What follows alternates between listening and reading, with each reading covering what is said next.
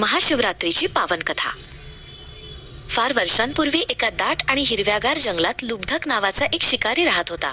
तो स्वभावाने कष्टाळू होता, पण गरिबीमुळे त्याला दररोज शिकारीसाठी जंगलात भटकावे लागायचे। त्याच्या खांद्यावर नेहमी एक धनुष्य आणि पाठीवर बाणांचा भाता असायचा। योगायोगाने तो दिवस महाशिवरात्रीचा होता। लुब्धक सकाळपासून शिकारीच्या शोधात होता, पण दुपार उलटली तरी त्याला एकही प्राणी दिसला नाही। तो खूप थकला होता आणि त्याला प्रचंड भूक व तहान लागली होती, तरीही तो आशेने पुढे चालत राहिला। हळूहळू रात्र झाली। जंगलात हिंस्त्र श्वापदांचा आवाज येऊ लागला। सुरक्षित राहण्यासाठी लुब्धकाने एका मोठ्या झाडावर चढायचे ठरवले। ते झाड बेल या पवित्र वृक्षाचे होते। तो फांदीवर जाऊन बसला आणि शिकारीची वाट पाहू लागला। रात्र जसजशी पुढे सरकत होती तसतशी लुब्धकाला झोप येऊ लागली। झोपेतून खाली पडू नये म्हणून तो स्वतःला जागे ठेवण्याचा प्रयत्न करू लागला। त्याने झाडाची पाने एक एक करून तोडून खाली टाकायला सुरुवात केली, जेणेकरून त्याचे लक्ष विचलित होणार नाही।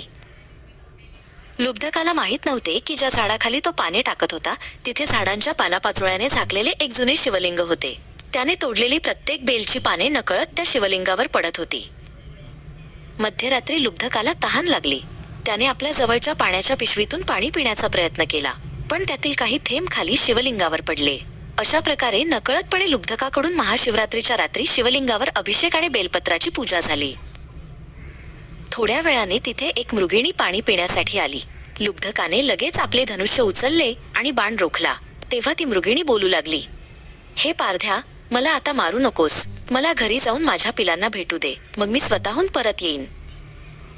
लुब्धकाला त्या मृगिणीची दया आली आणि त्याने तिला जाऊ दिले। काही वेळाने दुसरी मृगिणी तिथे आली। तिनेही आपल्या कुटुंबाची शपथ घेऊन परत येण्याचे वचन दिले। लुब्धकाचे कठोर हृदय आता हळूहळू हळवे होऊ लागले होते।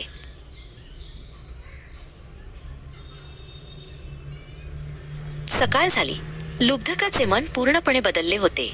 रात्रभर केलेल्या नकळत उपासामुळे आणि पूजेमुळे त्याच्यातील हिंसक प्रवृत्ती नष्ट झाली होती। त्याने आपले धनुष्यबाण बाजूला ठेवले आणि प्राण्यांची शिकार न करण्याचा निश्चय केला।